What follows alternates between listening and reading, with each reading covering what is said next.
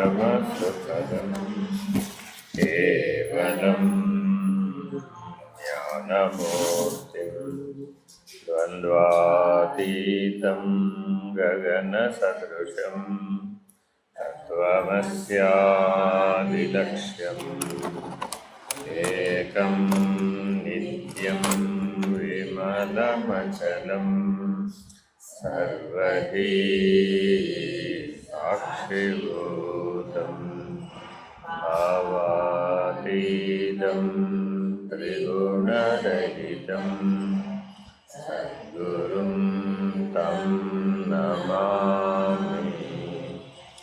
नमो ब्रह्मादिभ्यो ब्रह्मविद्या सम्प्रदायकर्तृभ्यो वंशऋषिभ्यो महाभ्यो नमो गुरुभ्यः। उपप्लवरहित प्रज्ञानघन प्रत्यगर्थो ब्रह्मैवाहमस्मि।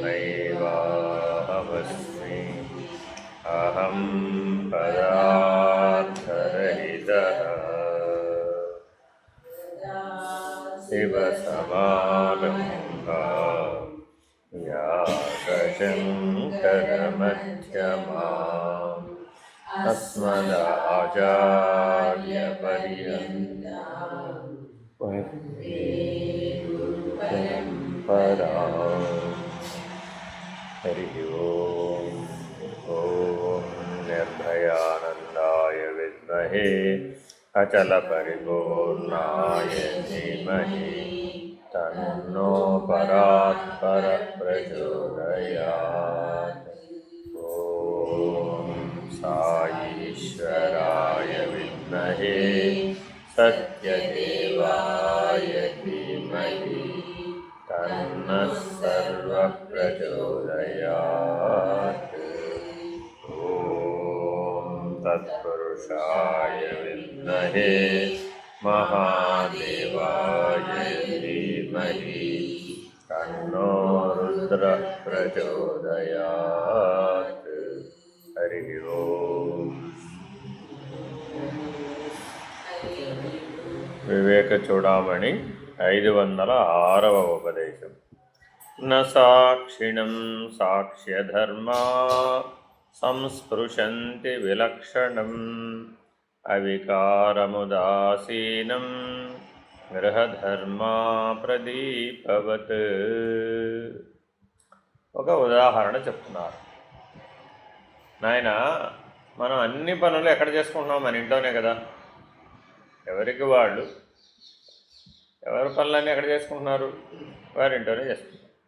వారింట్లో ప్రకాశం లేకపోతే ఆ పనులన్నీ చేసుకోగలుగుతారా? చేసుకోలేరు కదా.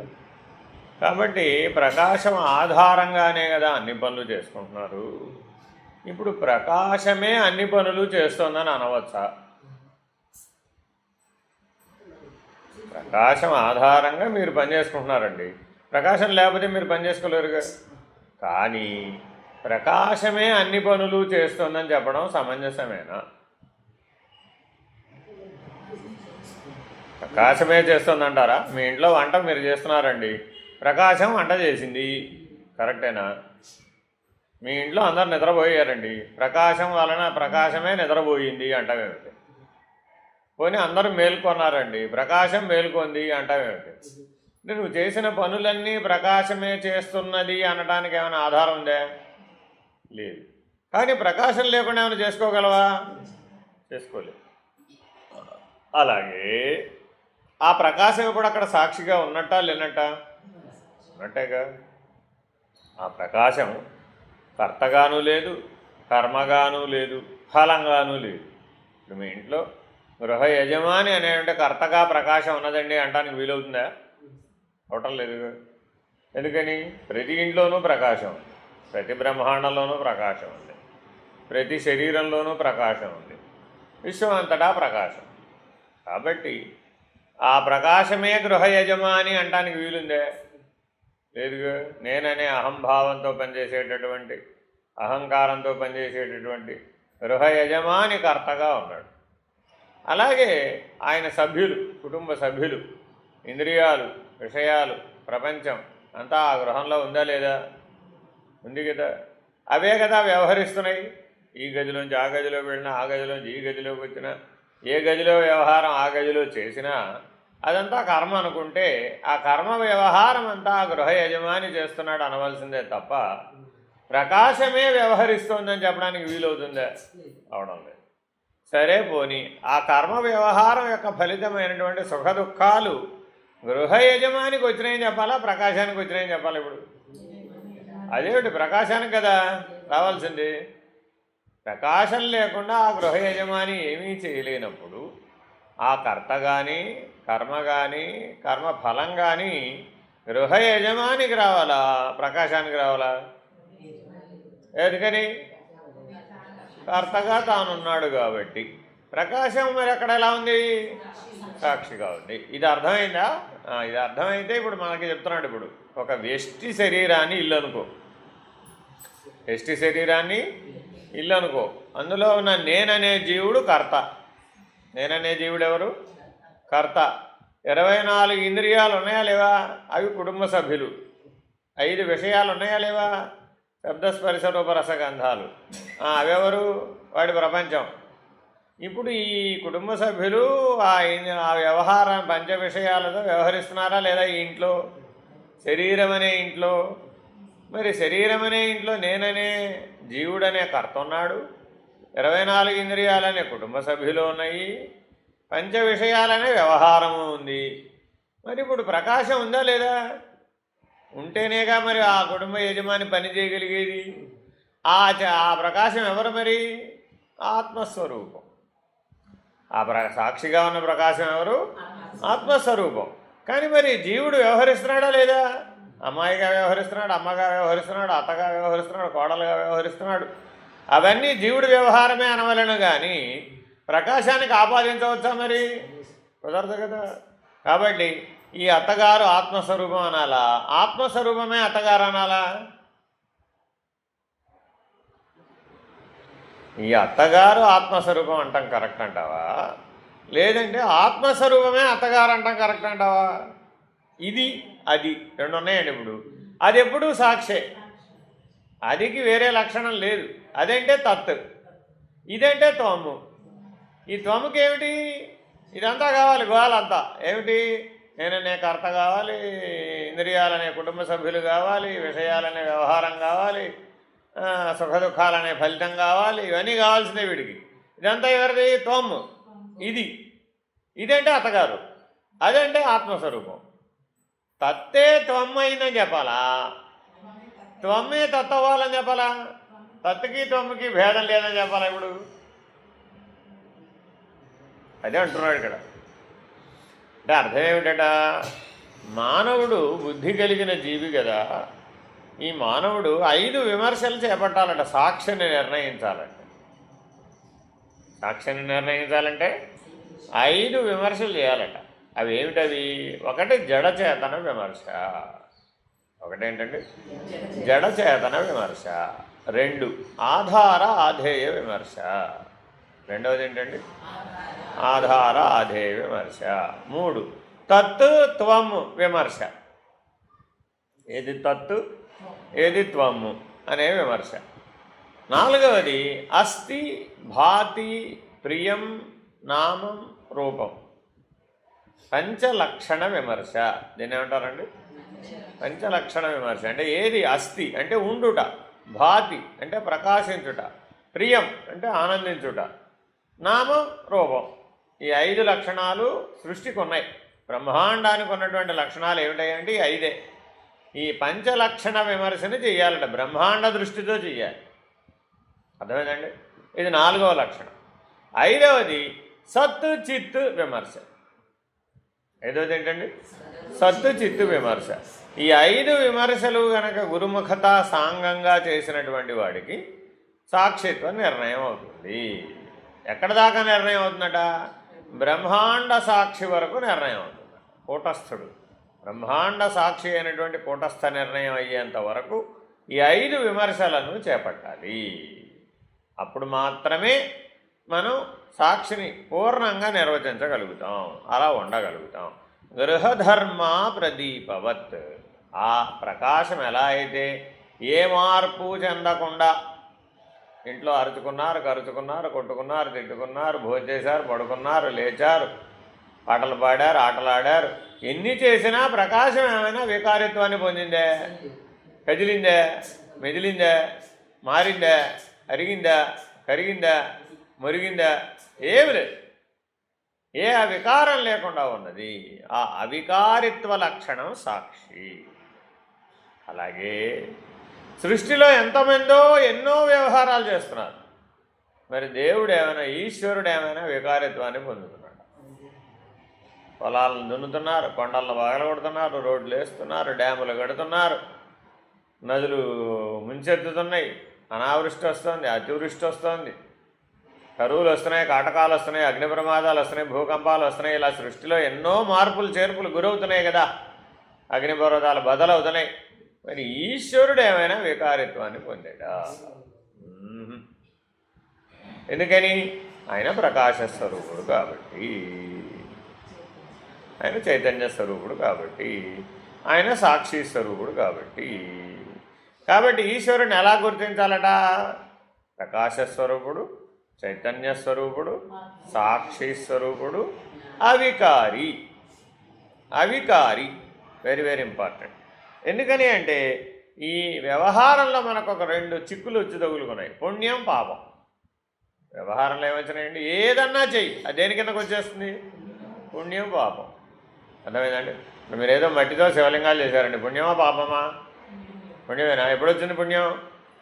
జపం చేస్తున్నారు కాబట్టి. శివలింగాలు చేస్తున్నారు కాబట్టి కాదు, మనసులో జపం, నమశివాయ మంత్రం జపం చేస్తున్నారు కాబట్టి ఆ జప ప్రభావం వల్ల మీ మనసు మాలిన్యం తొలగిపోతే అప్పుడు అది పుణ్యం. మనోమాలిన్యం పెరిగితే పాపం, మనోమాలిన్యం తొలగితే పుణ్యం. పరోపకారాయ పుణ్యాయ పాపాయ పరపీడనం. ఇదేమో బహిర్ముఖానికి. బయట వ్యవహారంలోనేమో పరోపకారం గురించి ఆలోచిస్తూ వ్యవహరిస్తూ ఉంటే అదేమో పుణ్యం, పరపీడనం గురించి ఆలోచిస్తూ వ్యవహరిస్తేనేమో పాపం. మరి లోపల మానసికంగా త్రిగుణ మాలిన్యం పెరిగితే పాపం, త్రిగుణ మాలిన్యం తగ్గితే పుణ్యం. సరే, ఈ పుణ్యపాపాలు ప్రతి వ్యవహారంలోనూ తగులుకుంటున్నాయి. కానీ నీ వాస్తవిక స్వరూపం ఏమిటి? గృహ మధ్యంలో వెలుగుతున్నటువంటి ఆత్మజ్యోతి స్వరూపం. నీ హృదయంలోనే వెలుగుతున్నటువంటి ప్రకాశ స్వరూపమైనటువంటి, స్వయం ప్రకాశమైనటువంటి యథార్థమైనటువంటి స్వరూపం. మరి నీ గృహంలో ఉన్న వస్తువులన్నీ జడములు. ఇప్పుడు 5 విమర్శలు చెప్తున్నాడు ఈ ఉపమానంలో. మొదట ఏం చెప్తున్నాడు? జడచేతన విమర్శ. గృహంలో ఉన్న వస్తువులన్నీ ఏమిటవి? నీ ఇంద్రియాలన్నీ జడం. సరే, ఆ ఇంద్రియాలు, ఇంద్రియ ధర్మాలైనటువంటి శబ్దస్పర్శ రూపరసగంధాలనే విషయాలు కూడా జడమే. ఆ ఇంద్రియాలు వ్యవహరించే ప్రపంచం కూడా జడమే. ఇప్పుడు మీ ఇల్లు జడమంటే ఈ ఊరంతా ఏమిటండి అంటే ఊరు కూడా జడమే. తనంతట తాను కదలలేంది ఏదైనా సరే అది జడమే. ఈ భూమి కూడా తనంతట తాను కదలలేదు, ఎవడన్నా తిప్పితే తప్ప. అర్థమైందండి? ఆ సూర్యుడు కూడా తనంతట తాను ప్రకాశించలేడు, ఎవరైనా ప్రకాశింపజేస్తే తప్ప. కాబట్టి వస్తువుగా చూసినప్పుడు గ్రహగోళాలు కూడా జడమే. అదే చైతన్యంగా చూస్తే అప్పుడు వేరే. చైతన్య దృష్టితో చూసామండి, అప్పుడేమైంది? అంతా ఈశ్వరుడే. భూమేమో దేవత, గాలి దేవత, అగ్ని దేవత, వరుణుడు దేవత, ఆకాశం దేవత, అన్నీ దైవమే. ఎప్పుడు చైతన్య దృష్టితో చూస్తే, ప్రకాశ దృష్టితో చూసినప్పుడు సూర్యుడు దైవమే, చంద్రుడు దైవమే, పంచభూతాలు దైవమే, అష్టమూర్తులుగా ఈశ్వరుడు అంతటా అసంగమై నిర్వికారమై వ్యాపించి ఉన్నాడు. కాబట్టి పరమాత్మ యొక్క ముఖ్యమైనటువంటి లక్షణం ఏమిటి? స్వయం ప్రకాశం, సర్వప్రకాశకం. అన్నిటినీ ప్రకాశింపజేస్తాడు, తాను ప్రకాశిస్తాడు, ప్రకాశింపజేస్తాడు. సర్వసాక్షి. మూడవది ఏంటండి? సర్వసాక్షి. నాలుగవది దేనిని అంటాడు, అసంగం. 5 నిర్వికారం. 6 తటస్థం. 6 ఏంటండి? తటస్థం. 7వది ఉపద్రష్ట సాక్షి. సంస్కృతంలో సాక్షి అంటే ఏంటండి? ఉపద్రష్ట, ఊరక చూచువాడు. ఉపద్రష్ట అంటే ఏంటి? ఊరక చూచువాడు, అంతే. ఏం కదలడు, ఏం మెదడు. సూర్యుడు మనం చేసే పనులన్నిటికీ స్పందించాలా అక్కర్లేదా? ఎస్ అనాలా, నో అనాలా? సూర్యుడు ఎస్ నోతో ఎవరికి పని? ఆయన ఎవరు? ఊరక చూస్తాడు, అంటే ఉపద్రష్ట. అర్థమైందండి? కాబట్టి 7 లక్షణాలు ఎవరిలో అయితే ఉంటాయో వాళ్ళు సాక్షి. Very very important. ఏమిటండి అవి? స్వయం ప్రకాశమానమై ఉండాలి, సర్వప్రకాశకమై ఉండాలి, సర్వసాక్షి అయి ఉండాలి, అసంగమై ఉండాలి, నిర్వికారమై ఉండాలి, తటస్థమై ఉండాలి, ఉపద్రష్ట. Very very important. సరే, ఇలా ఈ 7 లక్షణాలు ఎవరికైతే ఉన్నాడో వాడే సాక్షి. వాడికి ఏమేం లేవు ఇప్పుడు. ఈ 7 లక్షణాలు ఉన్నాయండి. మీకు ఉన్నాయా లేవా ఇప్పుడు? ఎవరికి వాళ్ళు ఆలోచించుకోండి. మీ హృదయంలో ఉన్నటువంటి ఆత్మస్వరూపం స్వయం ప్రకాశమానమే కదా. స్వయం ప్రకాశం.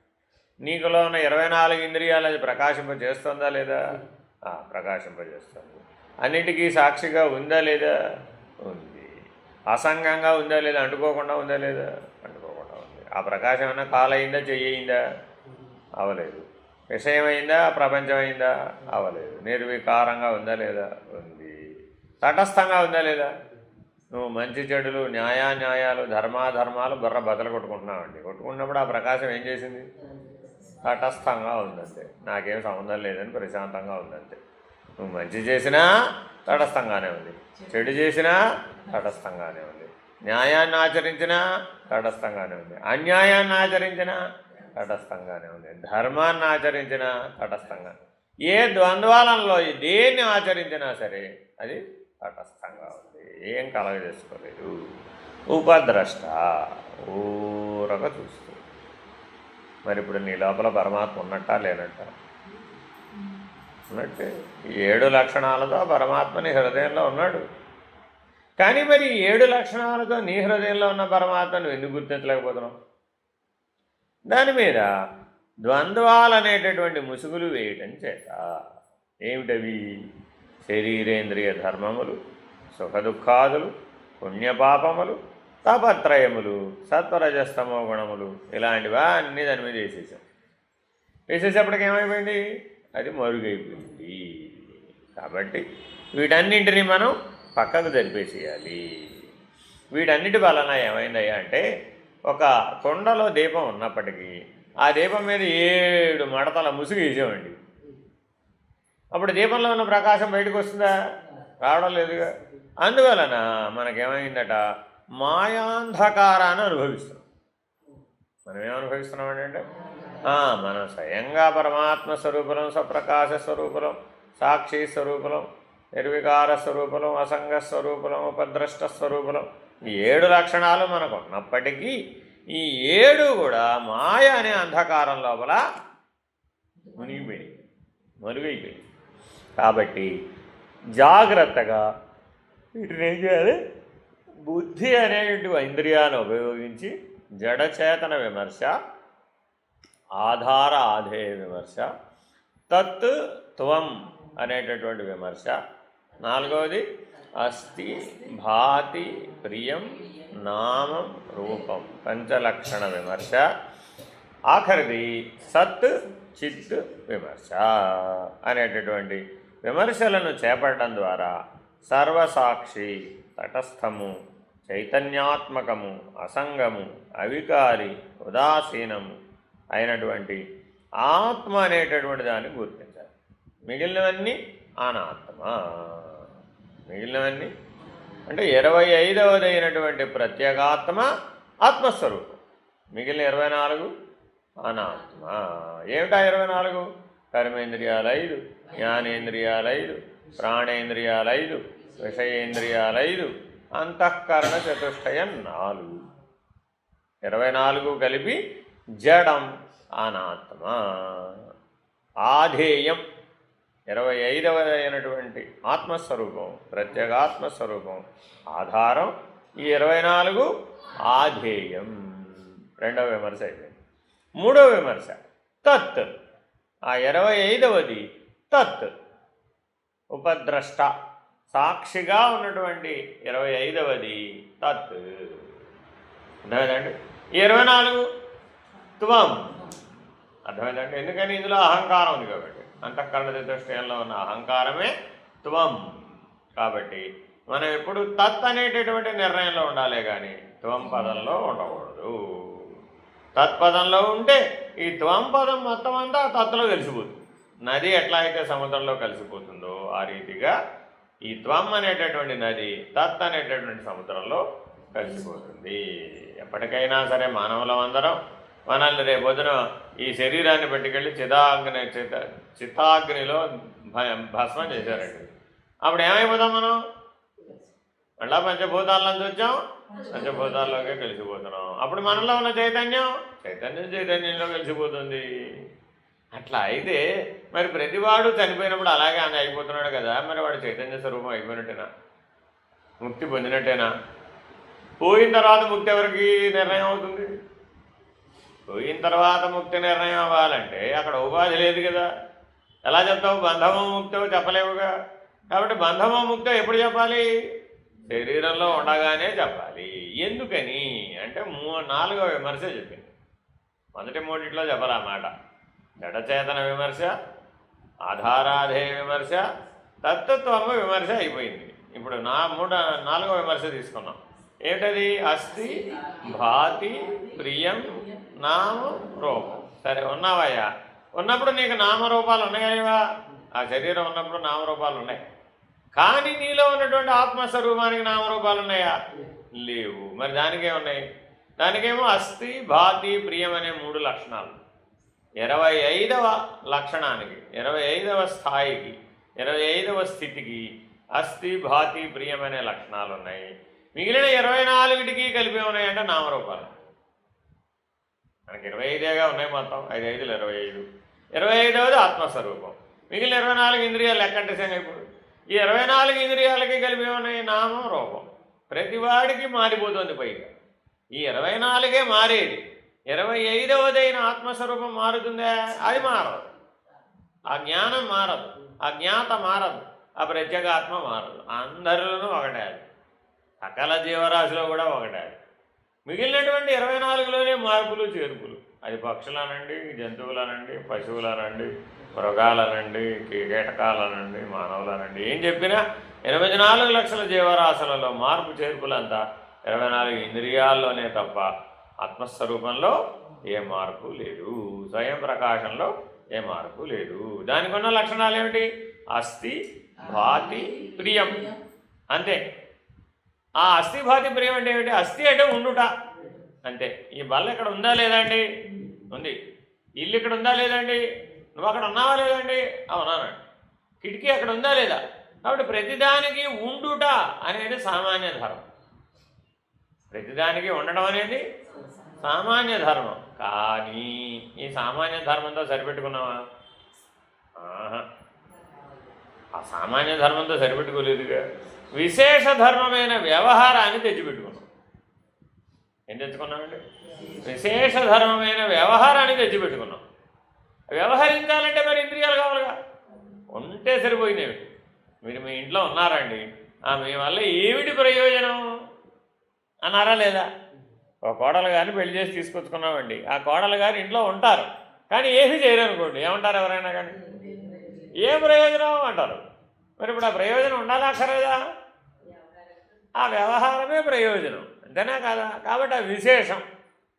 సముద్రం ఉందండి, సముద్రంలో అలలు రావాలా అక్కర్లేదా? రాకపోతే సముద్రం కాదేమిటి? అలలు రాకపోయినా సముద్రం సముద్రమే, అంతేనా కదా? కానీ అలలు విశేషం. ఆ అలల్లో నురుగు విశేషానికి విశేషం, నురుగులో ఉన్న బుడగలు విశేషానికి విశేషం, ఏదైనా విశేషం. అర్థమైందండి? కాబట్టి మనం సామాన్యమే విశేషంగా కనబడుతోంది. ఇప్పుడు విష్ణుమూర్తి సామాన్యం అండి, దశావతారాలు విశేషం, అంతేనా కదా? ప్రహ్లాదుని రక్షించడానికి నరసింహావతారాలు. అబ్బా, రావణాసుడిని వేసేయడానికి రాముడిలో వచ్చాడు. మరి హిరణ్యకశిపుని వేసేయడానికి ఒక రూపం. ఇట్లాగా మరి వరాహ అవతారం, అన్ని అవతారాలు దేనికోసం వచ్చాయంటే విశేషం. నవదుర్గలు బెటర్ అంటావా, అమ్మవారు బెటర్ అంటావా, అవి ఆదిశక్తి బెటర్ అంటావా? ఆదిశక్తి సామాన్యం, నవదుర్గలు విశేషం. దేవతలైనా అంతే, మానవులైనా అంతే. అంతేనా కదా? మీ అమ్మాయి పెరిగి పెద్దదయిందండి, 10 ఏళ్ళు వచ్చినాయండి, పెళ్లి చేయాలా అక్కర్లేదా? ఎందుకు చేయాలి? ఎందుకు చేయాలి? అమ్మాయి బాగానే ఉందిగా, సుఖంగానే ఉందిగా. సుఖంగానే ఉంటే ఏమన్నావు? ఇంకా సుఖంగా ఉండాలి, విశేషం. పెళ్లి కాకముందు బాగానే ఉన్నావుగా అంటే బాగానే ఉంటే సరిపోలేదు, ఆ సామాన్య సుఖం సరిపోలేదు. కాబట్టి ఇప్పుడు ఏం కావాలి? విశేషం. అంతే సంగతి. ఆ అమ్మాయిని అల్లుడికి చేతిలో పెడితే వాళ్ళిద్దరూ బండి వేసుకుని టింగురంగా అని వెళుతూ ఉంటే ఆహా విశేషం. ఏమిటయ్యా టింగురంగా అంటే ఏమి, వాళ్ళు అలా ప్రశాంతంగా విషయాలు ఎమ్మట పోతూ ఉంటే, ప్రపంచం ఎమ్మట పోతుంటే కొడుకు కోడలు విశేషంగా పోతుంది. ఆహా మా కొడుకు కోడలు వెళ్తుంటారు. పైగా ఈవిడ 10 మందికి చెబుతుంది మా కొడుకు కోడలు వాళ్ళ సినిమాకి వెళ్ళేదండి. ఏమిటంటే అయితే ఇప్పుడు అదే విశేషం. అంతే, అత్తగారికో విశేషం. ఏమిటండి ఈవిడ అత్తగారు విశేషం కదమ్మా. అమ్మ విశేషం, అత్తగారు పాత్రలన్నీ విశేషం కదమ్మా. జీవుడేసే పాత్రలు కదమ్మా అవన్నీ. జీవుడే ఓ పాత్ర. ప్రతిబింబ సుఖం, అది విశేషం. అంతేనా కదా? సుఖ దుఃఖాలే అసలు ప్రతిబింబాలు, ద్వంద్వాలన్నీ ప్రతిబింబాలే, అవన్నీ విశేషం. కాబట్టి ఆ విశేషాలను ప్రకాశింపజేయడమే భాతి. అంతేగా, అసలు ఆ ప్రకాశం లేకపోతే ఈ విశేషాలు ఏమున్నాయి? చీకట్లో ఉందండి, ఈ చీకట్లో ఈవిడ అత్తగారా అమ్మగారా ఎవరికి తెలుసు? అంతేనా కదా? ఆవిడ అత్తగారా అమ్మగారా తెలియాలంటే ప్రకాశం ఉంటేనే, లేకపోతే తెలియదుగా. ఆ ఏ పాత్ర తెలియాలన్నా, ఆ పాత్ర వ్యవహారం తెలియాలన్నా ప్రకాశం ఉంటేనే. కాబట్టి ఆ వ్యవహారాన్ని ప్రకాశింపజేయడమే భాతి. ఆ వ్యవహారంలో మునగక ఆనందించడమే ప్రియం. ప్రియం అంటే ఏమిటి? వ్యవహారంలో మునగక ఆనందించడాన్ని ప్రియం అంటారు. ఇక్కడ దాకా కథ బాగానే ఉంది. అస్థి భాతి ప్రియం దాకా సమస్య లేదు, అంతా ఆత్మస్వరూపమే. అదంతా ఉన్నాడు, ప్రకాశించాడు, మునగలేదు, అసంగుడుగానే ఉన్నాడుగా, కాబట్టి ఇబ్బంది లేదు. ఇక్కడ దాకా ఉంటే వీడికి సరిపోయిందా? సామాన్యం కదా ఇది. మరి ఈ 3 సామాన్యం. సామాన్యంగా ఉంటే నచ్చిందా? విశేషం ఉండాలండి అక్కడ. పైగా ఎవరన్నా ఏంటండి ఏమిటి విశేషాలు అంటాం. ఎవరన్నా కనపడగానే పలకరింపు ఏమిటండి, ఏంటంటే విశేషాలు, ఏంటంటే అంటే ఏం చెప్పాలి నాకు అర్థం కాదు, ఏదో చెప్తున్నాడు. మొన్నే మా అత్తగారు ఇంటికి వెళ్ళిందండి, మా కోడల గారు పుట్టింటికి వెళ్ళిందండి, నాకు అబ్బాయి పుట్టాడండి, లేకపోతే అబ్బాయి పుట్టాడండి, లేకపోతే నేను అమెరికా వెళ్ళొచ్చానండి, నేను ఆఫ్రికా వెళ్ళొచ్చానండి, ఏదో చెప్తాడు. అదంతా విశేషం. అంతేనా కదా? నేను రిటైర్ అయ్యానండి, లేకపోతే నేను ఉద్యోగంలో చేరానండి, ఏదో చెప్తాడు అంతే. ఇంకా మా అమ్మాయికి పెళ్లి ప్రయత్నాలు చేస్తున్నామండి, సంబంధాలు చూస్తున్నాం కానీ ఇంకా సంబంధాలు రావట్లేదండి. మీకు తెలిసిన సంబంధాలు ఏమైనా ఉంటే చెప్పండి. ఇలా ఏవో విశేషాలు, ఇంతకుమించి ఏమున్నాయి? పుట్టిన జాగ్రత్త పోయేదాకా వాడు పోయాడండి, వీడు పుట్టాడండి, ఇదే చెప్పుకొని ఉంటారు. అంతేగా? మీకు తెలుసా మన మధ్య వాళ్ళు పోయారట, మీకు తెలుసా మన మధ్య వాళ్ళ అబ్బాయి పుట్టాడట. అంతకుమించి ఏముంది? జనన మరణాల మధ్యలో జరుగుతున్నటువంటి వికారిత్వాల యొక్క విశేషాలు చెప్పుకోవడం తప్ప ఏముందమ్మా? మరి ఆత్మ అవికారి కదా, అసంగి కదా, స్వయం ప్రకాశకం కదా, ప్రకాశింప చేస్తుందే తప్ప తాను స్వయంగా దేంట్లోనూ చేరదు కదా, ఉపద్రష్ట కదా. కాబట్టి సర్వదా ఆత్మ లక్షణాలనే గుర్తుపట్టేవాడికి విశేషాలే ఉంటుంది. చూడండి, ఎవరన్నా నేను అయ్యేవాడు ఎందుకని సామాన్యం అస్థి భాతి ప్రియం వరకే కనుక మనం ఉన్నట్లయితే విశేషాలు నీళ్ళు. ఎవరు పుట్టారో, ఎవరు పోయారో, ఎవరికి ఏమైనా అయ్యిందో, ఏమైనా జరిగిందో, జరగలేదో ఏమీ లేదు. ఎందుకని? సూర్యుడికి ఏమున్నాయి కనుక. మీ పక్కింటి సుబ్బమ్మ గారు వెళ్ళిపోయిందండి, సూర్యుడి గారు లెక్క రాసుకోవాలంటే అవుతాట. అది ఆయనకేం పని? అంతేనా కదా? వెళ్ళిపోయిన ఆవిడ వెళ్ళిపోవచ్చు కదా, వాళ్ళ మనవరాలుగా పుట్టిందటండి బాబు వెళ్ళ వెంటనే. ఇదోతా కదా, ఆవిడే పుట్టిందో పుట్టలేదో ఎవరికి తెలియదు. కానీ వీళ్ళు అనుకుని అపోహలతోటి నానా యాగి వస్తుంది. అంతేనా కదా? ఎంత పెద్ద ప్రమాదం అది. మొఖాలకి బట్టతలకి లింక్ పెట్టాం కదా ఇది. ఆవిడ లక్షణాలన్నీ ఈ పిల్లల్లో ఉన్నాయో లేదో వెతుకుతూ ఉంటారు. లేనిపోతుందా కదా, వీడిగా బతకనివ్వరు, అవునా కదా. సో ఇలా కాబట్టి ఇలాగా లేనిపోని ఊహలు అపోహలు వికారిత్వం అన్నమాట ఇదంతా కూడా. అందుకని ఎప్పుడు అసలు ఎటువంటి అన్రిలేటెడ్ థింగ్స్ని రిలేటెడ్గా చూడకూడదు. నిరపేక్ష పద్ధతిలో ఉండేటటువంటి దాన్ని సాపేక్ష పద్ధతిలో చూడకూడదు. మనం సాక్షిత్వాన్ని గనక సరిగ్గా విచారణ చేస్తే ఈ ఉండటం అనేది సత్ అనేటటువంటి లక్షణం, అస్తిత్వం, దాన్ని ఏమంటారండి, అస్తిత్వం, సత్, ఉండుట. దానికి ఇంకా వేరే ఇతరత్ర ఏ లక్షణాలు లేవు. అది బ్రహ్మము యొక్క లక్షణం. ఏకం సద్ బ్రహ్మ. ఈ ఏకం సద్బ్రహ్మ అనే లక్షణాన్ని గనక సర్వత్రా బ్రహ్మాండమంతటా గనక మనం గుర్తించగలిగిన నాడు మనం బ్రహ్మజ్ఞానాన్ని పొందుతాము. దానికి ఒక ఉదాహరణ చెప్తున్నాడు. ఏమంటున్నాడు, ఏమంటే కార్తీక మాసంలో అందరూ ఆకాశదీపం పెడతారు కదా. ఆకాశదీపం పెట్టాలంటే ఓ దీపస్తంభం ఉండాలి, ఆ దీపస్తంభం మీద ఓ గుడ్డి ఉండాలి, దాంట్లో ఓ దీపం ఉండాలి, దాంట్లో ఒక వెలుతురు ఉండాలి, దానికి మళ్ళీ గాలి రాకుండా చిమ్నీ ఉండాలి, ఇదంతా ఉండాలి కదా. ఇది యాక్చువల్గా దేనికోసం పెట్టమన్నారు? ఆకాశ దీపం దేనికోసం పెట్టమన్నారయ్యా అంటే అనాత్మ పదార్థమునందు విరక్తి అను గాలి లేకుండా స్వస్వరూప ధ్యానమును తైలము గనక పోసినట్లయితే, ఆత్మవిచారణ అనేటువంటి అగ్నిని గనక వెలిగించినట్లయితే, అంతఃకరణం అనే ప్రమిదను గనక పెట్టినట్లయితే, ఆ హృదయస్థానం అనే దీపస్తంభం పైన అంతఃకరణం అనే ప్రమిదలో ఆత్మవిచారణ అనేటువంటి వత్తికి వెలిగించి స్వస్వరూప ధ్యానం అనే తైలమును పోసి అనాత్మ పదార్థముల యందు విరక్తి అనేటటువంటి గాలి లేకుండా ఉండేటటువంటి చిమ్నీ గనక పెట్టినట్లయితే పరమాత్మయందు పరమ ప్రేమకు అనన్యభక్తి అనేటటువంటి వత్తి వెలుగుతుంది కదా, వాసనారాహిత్యం అవుతుంది కదా. అప్పుడు జాగ్రత్తగా ఆలోచించాలట. అయినది వర్షం పడిందండి ఇంతలో, ఆకాశదీపం పెట్టామండి, కానీ వర్షం పడుతుంది. మరి పడినప్పుడు మరి దీపం వెళ్ళిపోతుందా? వెళ్ళిపోదు, చిమ్నీ ఉంది కదా దానికి. కాబట్టి ఆ వాసనారాహిత్యం అనేటటువంటి లక్షణంతో గనక దాన్ని గనక ఉంచినట్లయితే, లేకపోతే వర్షం అనేది జలంతో తడిసిపోతుంది కదా. ఇలాగ జాగ్రత్తగా ఎటువంటి పరిస్థితుల్లోనూ ఆకాశదీపం ఆరిపోకుండా జ్ఞాన జ్యోతి అయి మనందరికీ ఎలా అయితే మొన్న కార్తీక మాసం అంతా వెలుతురిచ్చిందో, అది ఎందుకు ముక్తిదాయకమయ్యా అంటే దాంట్లో ఈ 5 లక్షణాలు ఉన్నాయి, 5 లక్షణాలు ఉన్నాయి దాంట్లో. అదేమిటా? ఏకం సద్బ్రహ్మ ఉన్నది అంతే. ఆ దీపం ఏం చేస్తుంది అని అడిగాం.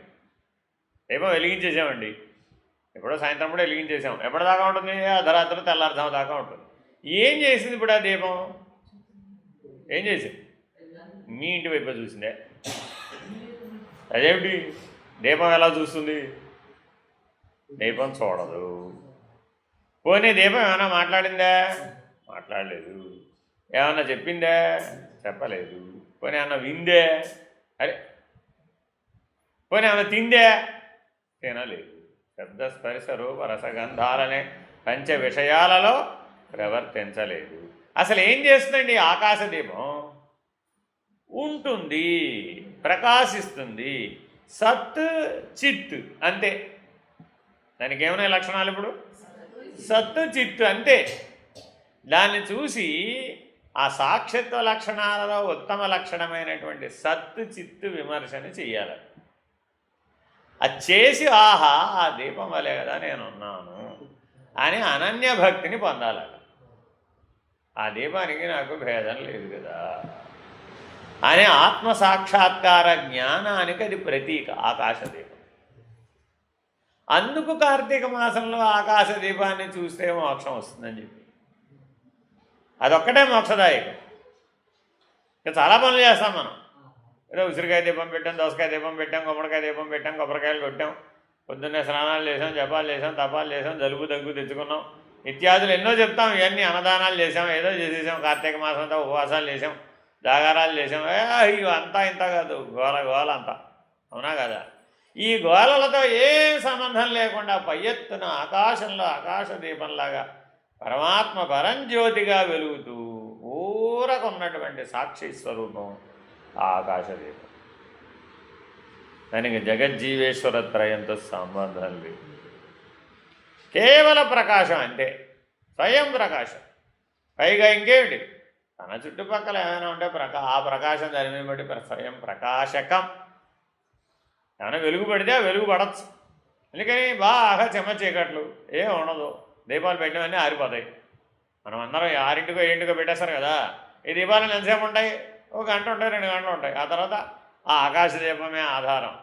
ఆ దేవాలయం ఎక్కడుందయ్యా అంటే ఆకాశ దీపాన్ని పట్టుకుని వెళ్ళిపోవచ్చట. ఆ దేవాలయానికి గుర్తింపు ఎక్కడి నుంచి వచ్చింది? ఇప్పుడు ఆకాశ దీపాన్ని బట్టి. ఈ దేవాలయానికి గుర్తింపు దేని బట్టి వచ్చింది? ఆత్మ చైతన్యం అనే ఆత్మజ్యోతి ద్వారా.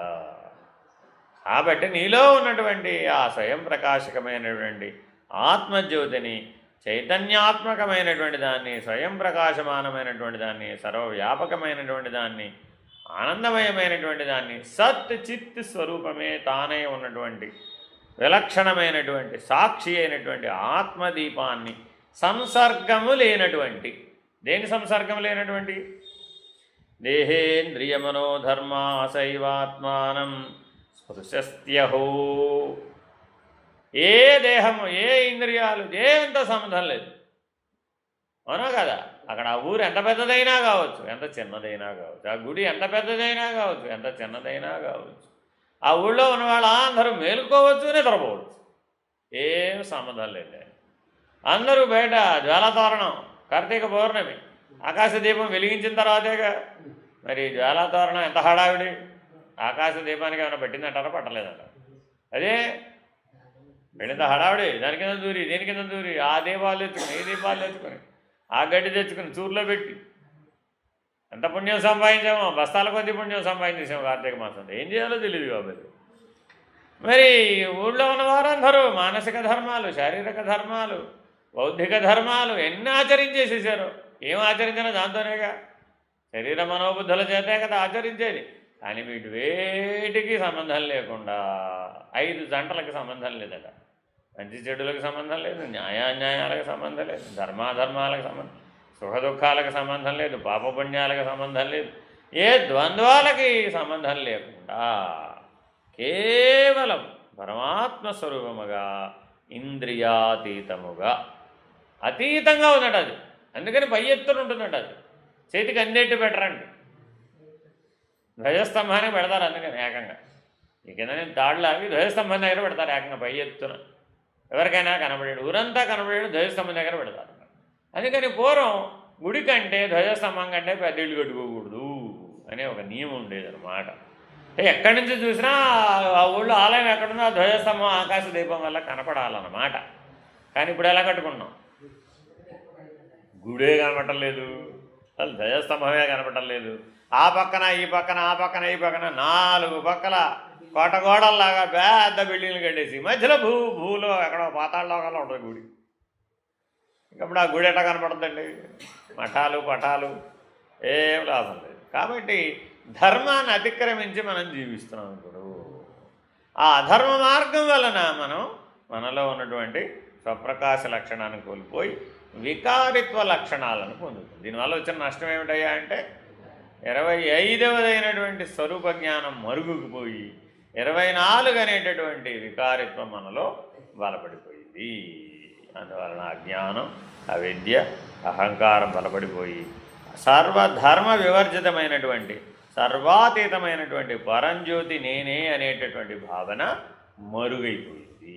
ఎప్పటికైనా మనం ఈ 24ని దూరం చేయాలి. ఆ 25వది నేనేననేటటువంటి సత్యాన్ని మనం 5 విమర్శలు చేయడం ద్వారా జాగ్రత్తగా పట్టుకోవాలి. ఏమిటి 5 విమర్శలు? జడచేతన విమర్శ, ఆధారాధేయ విమర్శ, తత్త్వం విమర్శ, అస్థి భాతి ప్రియం నామం రూపమనే పంచలక్షణ విమర్శ, సత్ చిత్ అనేటటువంటి ఆఖరి విమర్శ 5వ విమర్శ చేసి నేను సాక్షిని అని నిరంతరాయం గుర్తించాలట. ఈ పని ఎప్పుడు చేయాలి? ప్రతి క్షణం, ప్రతి శ్వాసకి నేను సత్స్వరూపుడను, చిత్ స్వరూపుడను అనే నిర్ణయంతో ఉండాలి. హరి ఓం శ్రీ గురుభ్యో నమః. హరి ఓం పూర్ణమద పూర్ణమిదం పూర్ణాత్ పూర్ణముదచ్యతే పూర్ణస్య పూర్ణమాదాయ పూర్ణమేవావశిష్యతే. ఓం తత్సత్. ఓం శాంతి శాంతి శాంతి. హరి ఓం. శ్రీ గురుభ్యో నమః. హరి ఓం. నారాయణ నారాయణ.